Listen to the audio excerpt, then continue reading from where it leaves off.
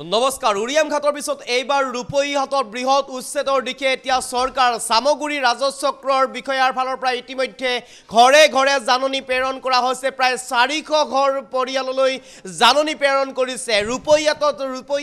বৃহৎ উচ্ছেদ অভিযানৰ দিশে পুনৰ আগবাঢ়িছে চৰকাৰ উৰিয়াম ঘাটত আজিৰ দিনটোত বৰ্তমান সময়তো চলি আছে বৃহৎ উচ্ছেদ অভিযান উজনি অসমৰ আটাইতকৈ বৃহৎ এই উচ্ছেদ অভিযান বুলি ইতিমধ্যে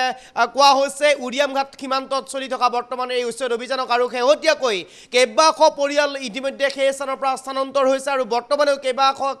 কেইবাটাও পৰিয়াল এই উৰিয়াম ঘাট সীমান্ততে আছে আৰু এই পৰিয়ালসমূহ আজি উচ্ছেদ কৰা হৈছে 11,000 বিঘা ভূমিত উৰিয়াম ঘাটত উচ্ছেদ কৰিছে চৰকাৰে আৰু তাৰ পিছতে আজিৰ দিনটোত আন এক খবৰ আহিছে উৰিয়াম ঘাটৰ পিছত ৰূপহীহাটত পুনৰ উচ্ছেদ অভিযানৰ দিশে এতিয়া চৰকাৰ আগবাঢ়িছে সামগুৰি ৰাজচক্ৰ বিষয়াৰ ফালৰ পৰা ঘৰে ঘৰে দিয়া হৈছে জাননী যিসকল লোকে চৰকাৰী ভূমি দখল কৰি আছিল যিসকল লোকে চৰকাৰী ভূমি আজি কেইবা বছৰ আগৰ পৰাই এই ৰূপহীহাটত এনেদৰে দখল কৰি আছিল এই 400 ঘৰ পৰিয়াললৈ ইতিমধ্যে জাননী প্ৰেৰণ কৰিছে চক্ৰ বিষয়াৰ ফালৰ পৰা আৰু অতি শীঘ্ৰেই উৰিয়াম ঘাটৰ পিছতে ৰূপহীহাটত উচ্ছেদ চলাৰ দিশে এতিয়া সম্ভাৱনা এতিয়া কৰা হৈছে ৰূপহীহাটত যে উচ্ছেদ চলিব আৰু যাৰ বাবে জাননী প্ৰেৰণ কৰিছে ইতিমধ্যে চক্ৰ বিষয়াৰ ফালৰ পৰা এই মুহূৰ্তত ট্ৰাফিক প্লেটৰ সহায়ত সবিশেষ এই মুহূৰ্তত ট্ৰাফিক প্লেটৰ সবিশেষ লবৰ কাৰণে চেষ্টা কৰিছোঁ প্ৰায় 400টা পৰিয়ালক ইতিমধ্যে উচ্ছেদৰ দিশে আগবাঢ়িছে ৰূপহীহাটত উৰিয়াম ঘাটৰ পিছত এইবাৰ ৰূপহীহাটত উচ্ছেদৰ সম্পূৰ্ণ সম্ভাৱনা আৰু ৰূপহীহাটৰ কেইবাটাও প্ৰান্তত উচ্ছেদৰ বাবে সাজু হৈছে এতিয়া প্ৰশাসন দুদিন পূৰ্বে সামগুৰি ৰাজচক্ৰ বিষয়াই জাৰি কৰিছিল জাননী আৰু জাননী পোৱাৰ পিছতেই বহু লোকে ঘৰ খালী কৰি দিছে ইতিমধ্যে আৰু ঘৰ খালী কৰি সেই স্থান পুনৰ এৰিছে প্ৰায় 400টা পৰিয়ালৰ বেলগুৰিত গ্ৰেজিং ৰিজাৰ্ভত থকা প্ৰায় 390 বিঘা ভূমিত চলাব চৰকাৰে উচ্ছেদ আৰু উৰিয়াম ঘাটৰ পিছতে এইবাৰ পুনৰ ৰূপহীহাটত উচ্ছেদ চলোৱাৰ দিশে এতিয়া প্ৰশাসনে এই মুহূৰ্তত আমি সবিশেষ লবৰ কাৰণে চেষ্টা কৰিছোঁ উৰিয়াম ঘাটৰ পিছত সম্পূৰ্ণৰূপে ৰূপহীহাটত উচ্ছেদ চলোৱাৰ দিশে এতিয়া আগবাঢ়িছে প্ৰশাসন 390 বিঘা ভূমিত উচ্ছেদ চলাবৰ বাবে আগবাঢ়ি আহিছে প্ৰশাসন উৰিয়াম ঘাটত আজিৰ দিনটোত প্ৰায় 11,000 বিঘা ভূমিত চৰকাৰে উচ্ছেদ চলাইছে আৰু উৰিয়াম ঘাটৰ যি বিদ্যাপুৰ বজাৰ আছিলে এই বিদ্যাপুৰ বজাৰত সন্দেহজনক লোকে এক প্ৰকাৰ গিজগিজাই থাকে সেই বিদ্যাপুৰ বজাৰো এফালৰ পৰা ভাঙি দিছে চৰকাৰে কেইবাখনো বুলডোজাৰে কেইবাখনো এক্সকেভেটৰে ইতিমধ্যে ভাঙি দিছে চৰকাৰে এই উৰিয়াম ঘাটৰ ভিন্ন প্ৰান্তত আৰু তাৰ পিছতে যেন এক প্ৰকাৰ পুনৰ মধ্য অসমৰ দিশে আগবাঢ়িছে এতিয়া চৰকাৰ প্ৰথমে নামনি অসম বৰপেটা গোৱালপাৰা ধুবুৰী বিলাসীপাৰা আদি ভিন্ন প্ৰান্তত উচ্ছেদ চলাইছিল প্ৰশাসনে আৰু তাৰ পিছত উজনি অসমৰ ভিন্ন প্ৰান্তত উচ্ছেদ চলোৱাৰ বাবে আগবাঢ়িছিল চৰকাৰ আৰু আজিৰ দিনটোত প্ৰায় 11,000 বিঘা ভূমিত চৰকাৰে উচ্ছেদ চলাইছে ইতিমধ্যে উৰিয়াম ঘাটত আৰু শেহতীয়াকৈ আজিৰ দিনটোত বৰ্তমান সময়তো উচ্ছেদ চলি আছে আমি যি দৃশ্যাংশ দেখুৱাই আছোঁ এই দৃশ্যাংশ হৈছে বৰ্তমান সময়ৰ ৰূপহীহাটৰ দৃশ্যাংশ উৰিয়াম ঘাটৰ পিছত ৰূপহীহাটত এনেদৰে উচ্ছেদ চলোৱাৰ বাবে জাননী প্ৰেৰণ কৰিছিল ঘৰে ঘৰে ৰাজচক্ৰ বিষয়াই তাৰ পিছতেই এনেদৰে এই মাল কঢ়িওৱা বাহনসমূহেৰে নিজৰ সামগ্ৰীসমূহ লৈ অন্য স্থানলৈ তেওঁলোক পুনৰ যাবৰ বাবে সাজু হৈছে এক প্ৰকাৰ যেন এতিয়া চৰকাৰে দয়া নাই ক্ষমা নাই নীতিৰে আগবাঢ়িছে কোনো কাৰণতেই চৰকাৰী ভূমি যিসকল লোকে দখল কৰি আছে চৰকাৰী ভূমি যিসকল লোকে আজি যুগ ধৰি তেওঁলোকে দখল কৰি আহিছিল এই ভূমিসমূহ চৰকাৰৰ হাতলৈ যিকোনো প্ৰকাৰে যিকোনো পৰিস্থিতিত তেওঁলোকে নিবই আৰু এয়া এতিয়া পণ বান্ধি লৈছে এই সিদ্ধান্ত এতিয়া চৰকাৰে হাতত লৈছে যাৰ বাবে এতিয়া কি উজনি কি নামনি কি মধ্য অসম সমগ্ৰ অসমৰ ভিন্ন প্ৰান্তত থকা এই চৰকাৰী ভূমিসমূহ এতিয়া দখলমুক্ত কৰিবৰ বাবে উঠি পৰি লাগিছে চৰকাৰ এটাৰ পিছত আনটো স্থানত এতিয়া হাজাৰ বিঘা ভূমি চৰকাৰে উচ্ছেদ চলোৱাৰ দিশে আগবাঢ়ি গৈছে নামনি অসমৰ পিছত উজনি অসমৰ আজিৰ দিনটোত সৰ্ববৃহৎ অভিযান চলিছে উজনি অসমত ইয়াৰ পূৰ্বে ইয়াতকৈ ডাঙৰ উচ্ছেদ চলা নাছিল বা উচ্ছেদ হোৱা নাছিল প্ৰায় 11,000 বিঘা ভূমিত আজি উচ্ছেদ চলাইছে প্ৰশাসনে বৰ্তমানেও কেইবাখনো বুলডোজাৰে কেইবাখনো এক্সকেভেটৰে ইতিমধ্যে চলাই আছে উচ্ছেদ অভিযান আৰক্ষী প্ৰশাসন তাত মোতায়েন কৰা হৈছে অৰ্ধসামৰিক বাহিনী মোতায়েন কৰা হৈছে অপ্ৰীতিকৰ পৰিস্থিতিৰ সম্পূৰ্ণৰূপে প্ৰতিটো মুহূৰ্তত যাতে মোকাবিলা হ'ব পাৰে প্ৰতিটো মুহূৰ্তত যাতে মোকাবিলা হৈ আগবাঢ়ি যাব পাৰে প্ৰশাসন বা উচ্ছেদ কাৰ্য চলাই নিব পাৰে তাৰ প্ৰতি সজাগ হৈ আছে এতিয়া সজাগ হৈছে সচেতন হৈছে এতিয়া জিলা প্ৰশাসন যাৰ বাবে এনেদৰে এতিয়া সম্পূৰ্ণৰূপে সাজু হৈছে জিলা প্ৰশাসন আৰু আৰক্ষী প্ৰশাসন মোতায়েন কৰা হৈছে ৰাজ্যৰ ভিন্ন পৰম্পৰাৰ পৰা অৰ্ধসামৰিক বাহিনী আমি এই মুহূৰ্তত ৰূপহীহাটৰ সেই দৃশ্যাংশ দেখুৱাই আছোঁ উৰিয়াম ঘাটৰ পিছত এনেদৰে এতিয়া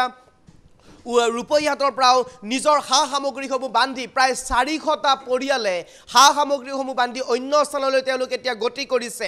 এই মুহূৰ্তত এতিয়া প্ৰশ্ন উত্থাপন হৈছে এই লোকসকল যি স্থানৰ পৰা প্ৰথমে উৰিয়াম ঘাটৰ পৰা তেওঁলোক ৰূপহীহাটৰ ভিন্ন প্ৰান্তত আহিছিল উৰিয়াম ঘাটত যেতিয়া উচ্ছেদ চলোৱাৰ কথা ইতিমধ্যে আৰম্ভ হৈছিল বা উচ্ছেদ চলোৱাৰ সম্ভাৱনা আছিল যেতিয়া জাননী জাৰি কৰিছিল উৰিয়াম ঘাটৰ এই লোকসকললৈ তেতিয়াই লগে লগে তেওঁলোকে সকলো সা সামগ্ৰী বান্ধি মালটনীয়া মাল কঢ়িওৱা বাহনেৰে ৰূপহীহাট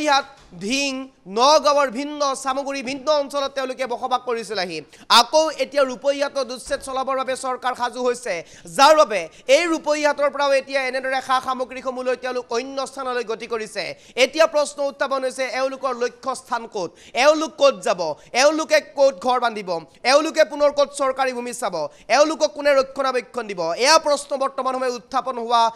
আন এক প্ৰশ্ন আৰু এনেদৰে এতিয়া আমি দৃশ্যাংশ দেখুৱাইছোঁ এই দৃশ্যাংশসমূহ হৈছে ৰূপহীহাটৰ বৰ্তমানৰ দৃশ্যাংশ ৰাতিপুৱাৰে পৰা এনেদৰে সা সামগ্ৰীসমূহ বান্ধি এওঁলোকে অন্য স্থানলৈ গতি কৰিছে আৰু এওঁলোকে এতিয়া পুনৰ 400টা পৰিয়াল এই 400টা পৰিয়ালৰ তেওঁলোকৰ প্ৰকৃত ঘৰ ক'ত বা প্ৰকৃত তেওঁলোকৰ ম্যাদী পট্টা থকা তেওঁলোকৰ মাটি আছে নে নাই তাক লৈ এতিয়া প্ৰশ্ন উত্থাপন হৈছে যদিহে তেওঁলোকৰ ম্যাদী পট্টা থকা মাটি নাই তেনেহ'লে তেওঁলোক ক'ত আকৌ গৈ পুনৰ সংস্থাপন কৰিব বা তেওঁলোকে ক'ত আকৌ বসতি স্থান কৰি ল'ব তাক লৈ এতিয়া উত্থাপন হোৱা এটা ডাঙৰ প্ৰশ্ন এই মুহূৰ্তত আমি এই মুহূৰ্তত দৃশ্যাংশ দেখুৱাইছোঁ ৰূপহীহাটৰ উৰিয়াম ঘাটত বৰ্তমান যিহেতুকে বৰ্তমানেও বৃহৎ উচ্ছেদ অভিযান চলি আছে ইয়াৰ পূৰ্বে উজনি অসমত উচ্ছেদ এনেধৰণৰ প্ৰায় 11,000 বিঘা ভূমিত বা এনেধৰণৰ হাজাৰ হাজাৰ বিঘা ভূমিত চলা উচ্ছেদ চলা নাছিলে কিন্তু আজি বৃহৎ উচ্ছেদ অভিযান চলিছে উৰিয়াম ঘাট অৰ্থাৎ উজনি অসমত বৃহৎ উচ্ছেদ অভিযান চলিছে আৰু তাৰ পিছতেই আজিৰ দিনটোত এতিয়া ৰূপহীহাটতো এই লোকসকল যিসকল লোক সন্দেহজনক বুলি ইতিমধ্যে গণ্য কৰা হৈছে বা যিসকল লোক সন্দেহজনকভাৱে তেওঁলোকে বসবাস কৰি আছিল এই লোকসকলক এতিয়া জাননী দিয়াৰ লগে লগে এই স্থান এৰি পলায়ন কৰিছে এই স্থান এৰি তেওঁলোকে এতিয়া অন্য স্থানলৈ গতি কৰিছে এই মুহূৰ্তত আমি সম্ভৱ হ'লে যদি মন্তব্য আছে আমি শুনাবৰ কাৰণে চেষ্টা কৰিম আৰু এই দৃশ্যাংশসমূহ আমি দেখুৱাবৰ কাৰণে পুনৰ চেষ্টা কৰিম মোৰ নাম ইদ্ৰিছ আলী আহমেদ আমাৰ এই বেলগুৰিত থকা মানুহখিনি প্ৰায় আজি 70-80 বছৰ ধৰি ইয়াত বসবাস কৰি আছে মই জন্ম হৈ এই এৰিয়াটোত মানুহে বসবাস কৰি আছে কিন্তু এই মানুহখিনিৰ তাত আমাৰ ওচৰৰে বেলগুৰিৰ খিলঞ্জীয়া মানুহ বড়ো মানুহে এই মানুহখিনিৰ তাত মাটি বেচিছিলে আৰু সেই মাটিতে ইহঁতে ঘৰ বাৰী বনাই আছে কিছুমান মানুহ আমাৰ 96ত আবণ্টনো পাইছিলে কিন্তু কিছুমান আবণ্টন পোৱা নাছিলে যি অকল আবণ্টন পোৱা মানুহ কিমান কৰে আইডিয়া আবণ্টন 122 ঘৰ নে 26 ঘৰ তেনেকুৱা কিবা এটা আছে আবণ্টন পোৱা মানুহ তেতিয়া মানুহ কি নিজে নিজে গড়দৰ ভাঙি গৈ আছে এতিয়া চাওক কি কৰিব গভৰ্ণমেণ্টৰ আদেশ পালন কৰিবই লাগিব সেইমতে আমাৰ এই মানুহখিনিয়ে নানান ধৰণৰ জেগাত নিজৰ অংগহী বংগহীৰ জেগাত গৈ আছে ঘৰ বাৰী ভাঙিবলৈ এই মানুহখিনি সদায় ভুক্তভোগী এই মানুহখিনি প্ৰকৃততে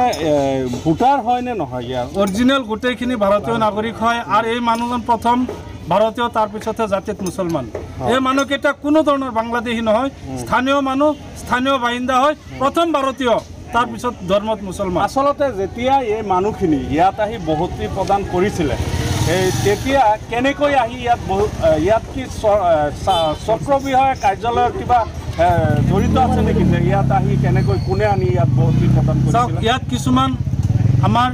লাটমণ্ডলে জড়িত হৈ থাকিব লাগিব তেতিয়াৰ দিনত লাটমণ্ডলেই হওক বা চক্ৰবিষয়াই হওক এই মানুহখিনি লেণ্ডলেছ মানুহ আছিলে অৰিজিনেলি মাটি নথকা মানুহ এই মানুহখিনিক যেতিয়া আমাৰ বড়ো মানুহখিনি এই মানুহখিনিৰ তাত মাটি বেচিছিলে চক্ৰবিষয়াই অৱগত আছিলে নিশ্চয় বা লাটমণ্ডলো থাকিব লাগিব নহ'লে তেতিয়া মানুহখিনিক কিয় উচ্ছেদ কৰা নহ'ল তেতিয়া মানুহখিনিক কিয় জাননী দিয়া নহ'ল বোলে এইটো চৰকাৰী মাটি হয় তোমালোক বহিব নালাগে এই মানুহখিনি আজি চাওক চাৰিওফালে এই মানুহখিনিক লৈ পেলাই ৰাজনীতি চলি আছে যোৱা কংগ্ৰেছ গভৰ্ণমেণ্টৰ ৰাজনীতি এই মানুহখিনিক লৈ কৰিছে আজিৰ চৰকাৰৰ এই মানুহখিনিক লৈ ৰাজনীতি কৰিছে এই মানুহখিনি সদায় ভুক্তভোগী আৰু নিপীড়িত নিষ্পেষিত মানুহ আপুনি চৰকাৰক কি মই চৰকাৰক আহ্বান জনাম আমাৰ এই লেণ্ডলেছ মানুহখিনি মাটি নথকা মানুহখিনি অতি দৰিদ্ৰ মানুহ শ্ৰমজীৱী মানুহ হয় এই মানুহখিনিক পুনৰ সংস্থাপনৰ কাৰণে যাতে প্ৰত্যেকটো পৰিয়ালতে 1 বিঘাকৈ মাটি দি পুনৰ সংস্থাপন কৰাৰ বাবে মই আহ্বান জনাম চৰকাৰো যাতে কোনো ধৰ্ম নাচাই পেলাই যে ভাৰতীয় নাগৰিক হিচাপে তেওঁলোকক পুনৰ সংস্থাপনৰ চিন্তা কৰে